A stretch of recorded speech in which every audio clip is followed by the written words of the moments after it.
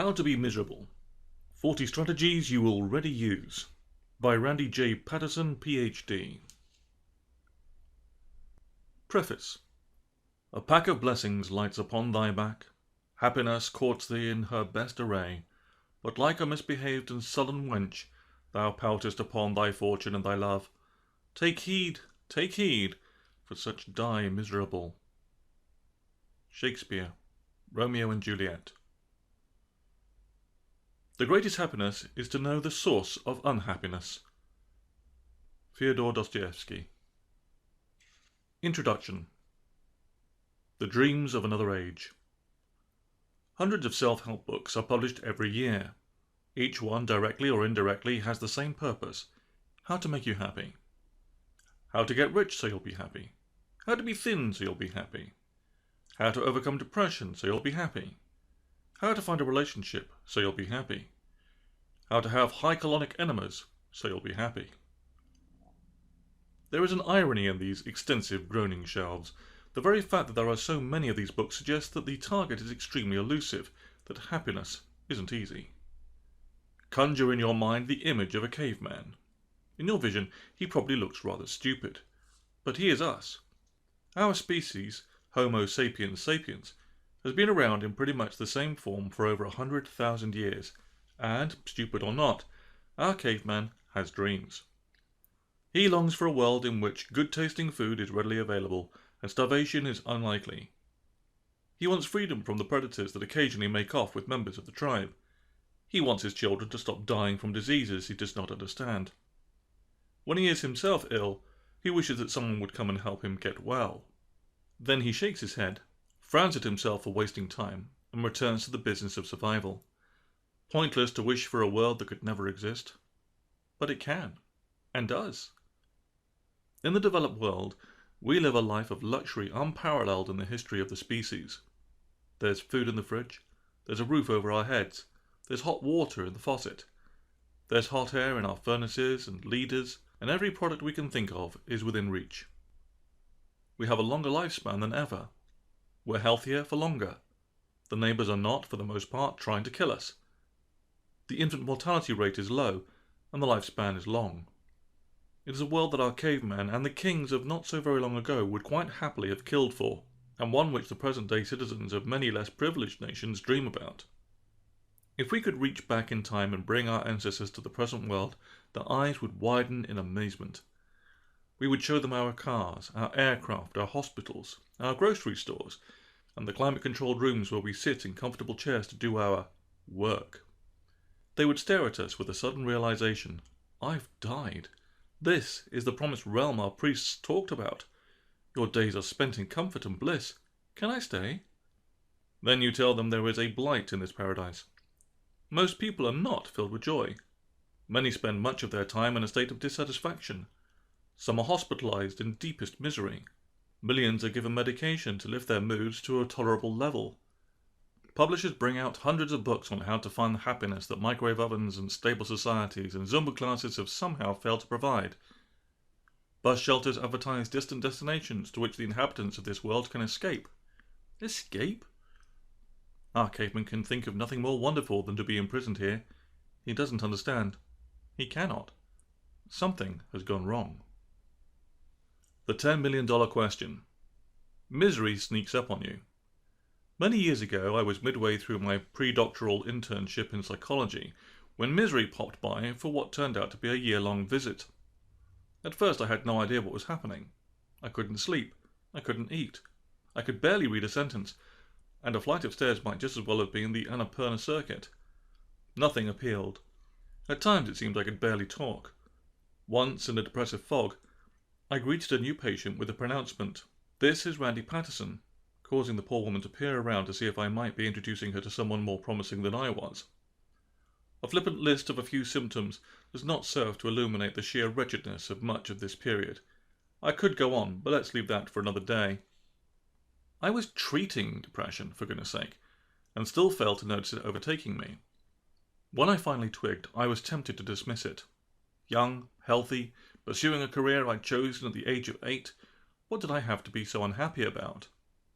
The answers rolling their eyes, eventually tapped me on the shoulder, annoyed that I hadn't noticed them standing there, somewhere outside my control. The internship demanded long hours on multiple wards, seeing patients with both psychiatric and physical illnesses, many of the latter being terminal cases. One of my best friends at the time was dying.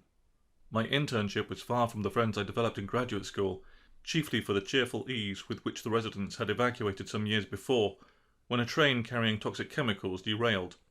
The miracle, so the local joke went, was not that everyone got out, but that they ever returned. Some of the factors, however, were the result of my own choices. I didn't need to work quite as much as I did, and I was pushing myself in the evenings and on weekends to write my dissertation.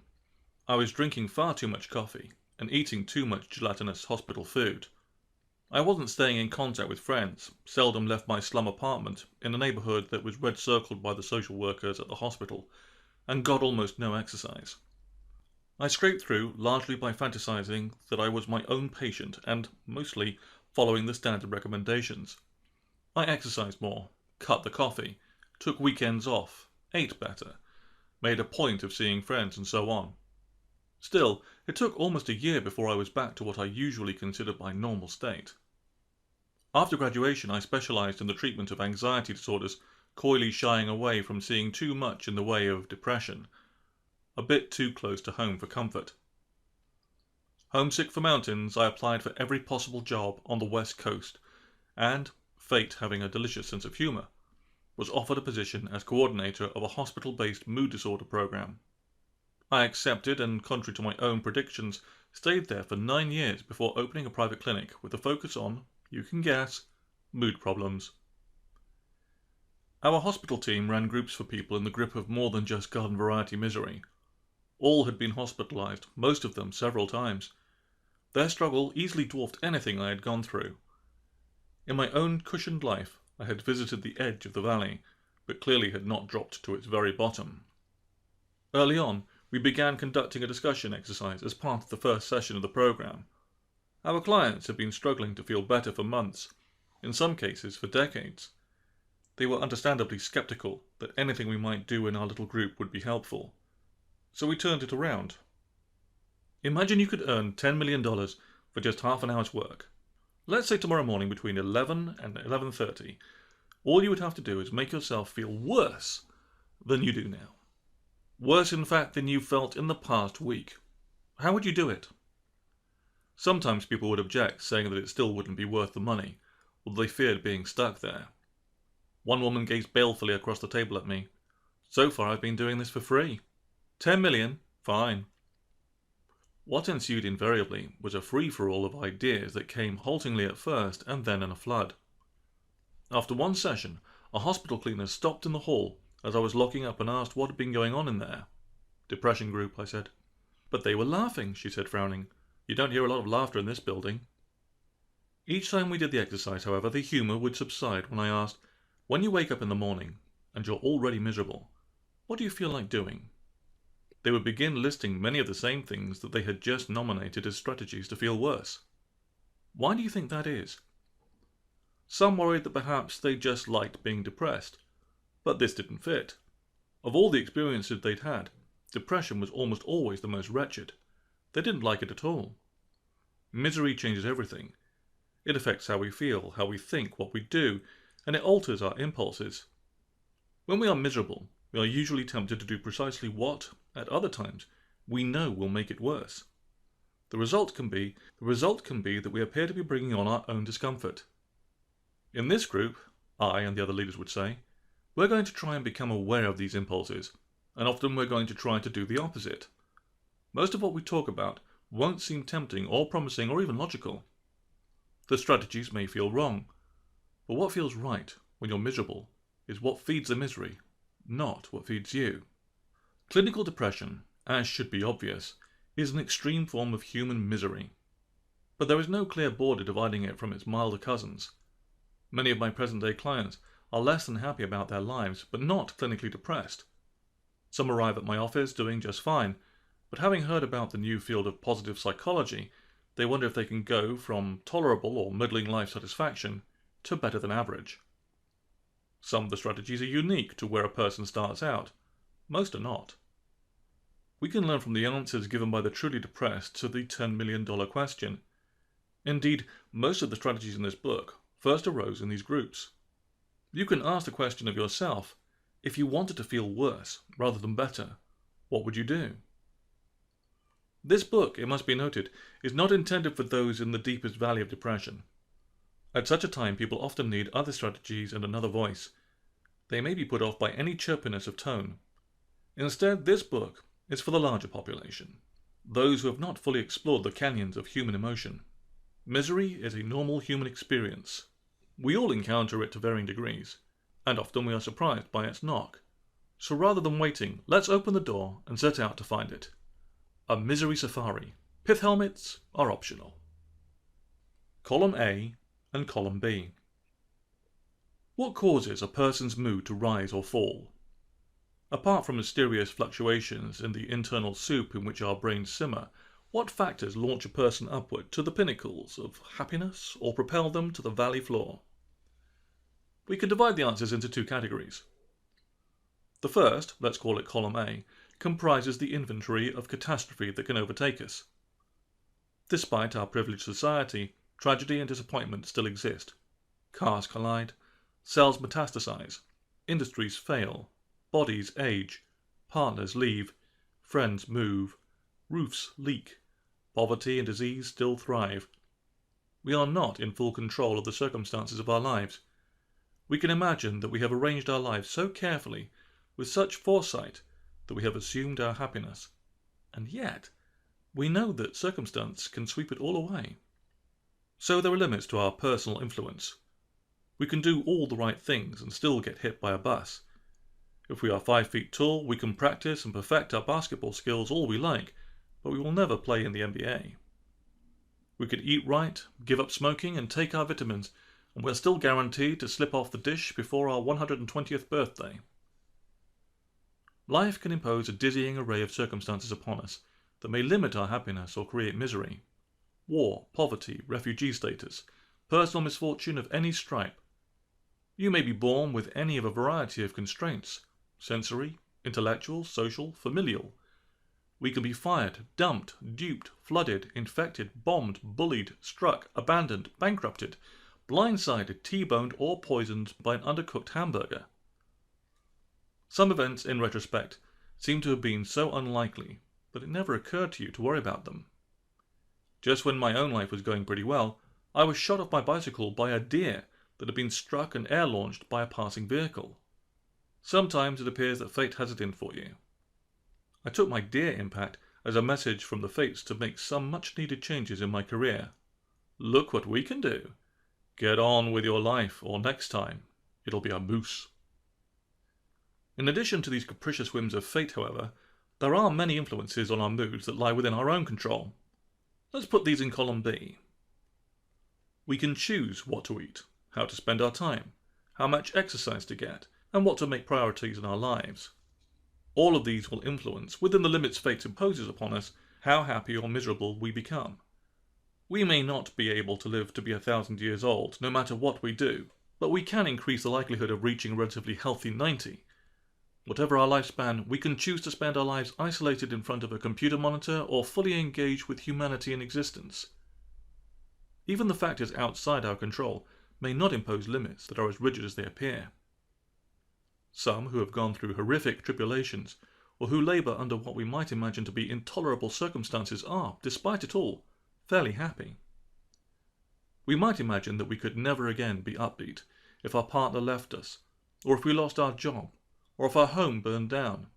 But read any number of biographies, and you find people who have gone through unimaginable losses and eventually returned to a full emotional life. We too may be surprised by joy just when all chance of it seems to have been extinguished. So what's this book about? Well, there's no point in sitting in a field, either summoning or attempting to avert an asteroid strike. The events of Column A are out of our control. We will take as given the fact that every one of us has circumstances that are immutable and unwelcome. Our efforts will instead focus on Column B, the mood-influencing factors that lie within the scope of our own choices. Within these pages, we will examine elements of life that can be controlled or selected for good or ill. There are many in the world who might look at the comfort, luxury and leisure of life in developed countries and assume that misery would be impossible in such a place.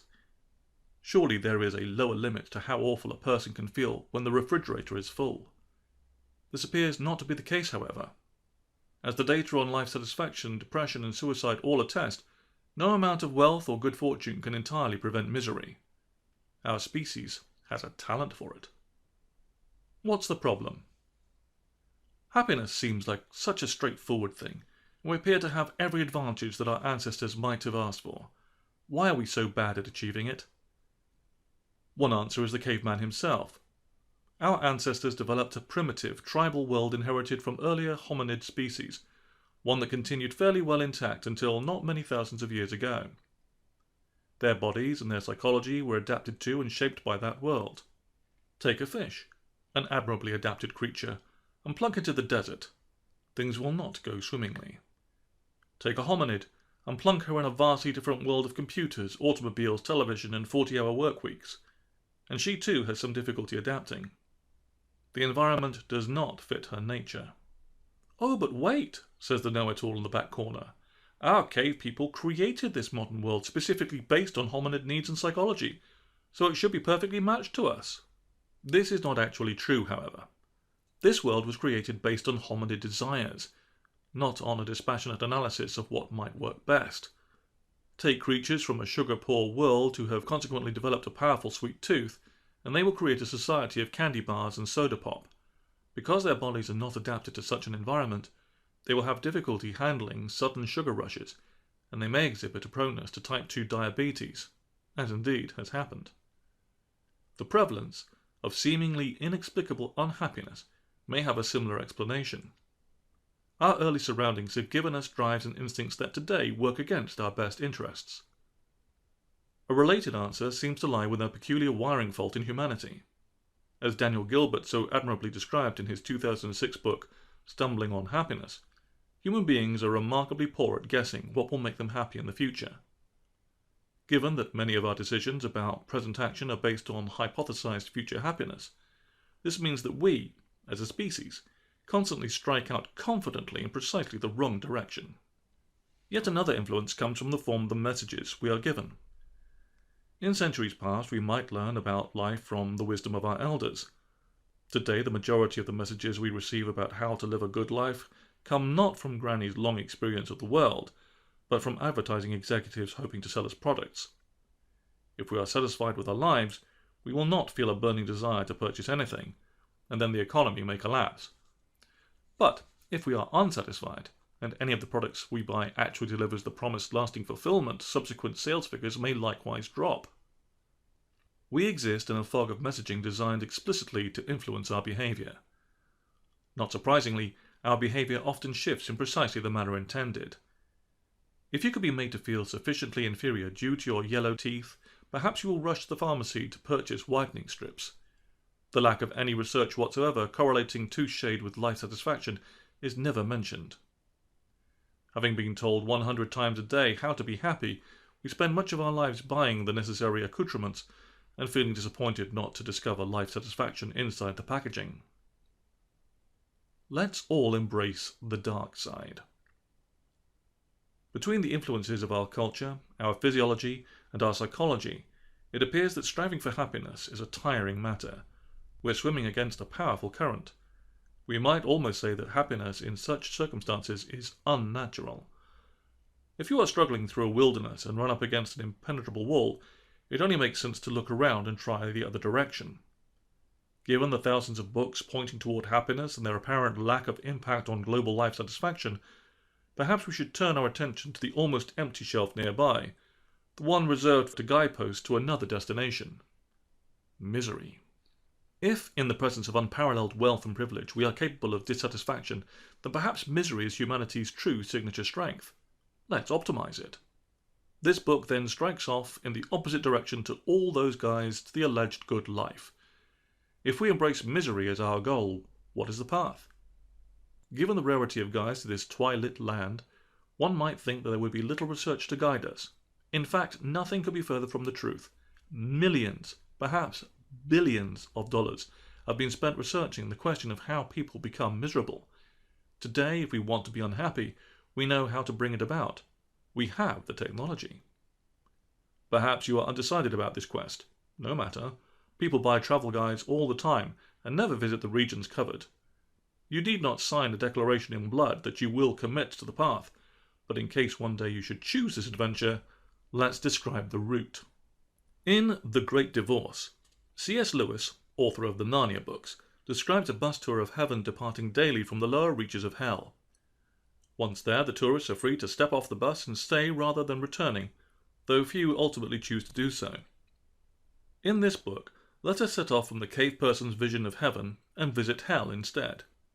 We'll explore the route and the signposts so that you can find your way down any time you like. Stay as long as you wish. Of course, perhaps some days you are already there. 4 points, 40 lessons. Misery is not just a destination. It's a bit like tennis, a skill set that can be honed and perfected.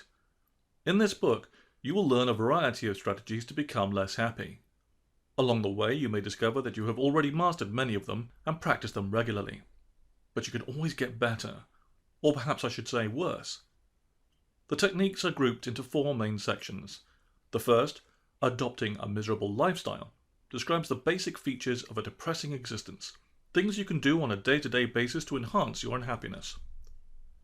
The second section, how to think like a miserable person, places you in an internal cinema that describes strategies for creating low mood via alterations in your thinking.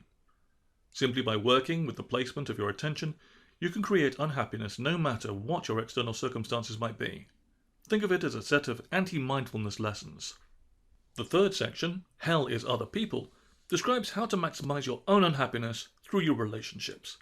Social interaction is one of the most complex aspects of being human, and so it is relatively easy to toss a few spanners into the works.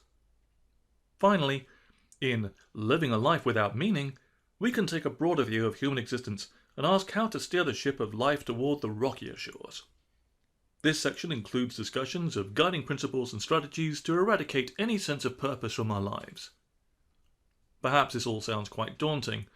The quest for misery can seem a lonely one, a solitary, quixotic journey into an unexplored wilderness, leaving behind all that we have known. Nonsense! In a world where so many are unhappy with their lot, our culture has created a well-signpost superhighway to misery that all may travel, and that, one way or another, most do. This autobahn is the smoother path, and it has innumerable on-ramps, no speed limit, and multiple lanes. It is the road to happiness that is individual, weed-strewn, and overgrown from disuse. Most of the lessons to come will sound familiar. Many are maxims you have heard all your life, though to sweeten them they have been touted as routes to fulfillment. So rest easy. As you walk this path, you will be surrounded by millions, and your culture will line the route, cheering you on. Climb aboard. We're about to depart. I will be happy to serve as your tour guide to hell. I've been there before. Just follow my umbrella. I'll hold it aloft as I march on ahead. I don't have $10 million to offer you, but hey, so far you've been doing this for free. A note to the uncommitted. Every riverside path goes in both directions. Perhaps you are not committed to the downstream route, misery, which is where the rest of us are headed. Instead, you will want to go against the current in the opposite direction. Well, fine. There is a rearview mirror installed in our tour bus, and along the way you can look at it as much as you wish. Listen closely to your guide. If, like your fellow riders, you want to embrace your unhappiness, follow the instructions given. If you secretly hope for the bus going the other way, simply do the reverse of what you are told. Spoil sport.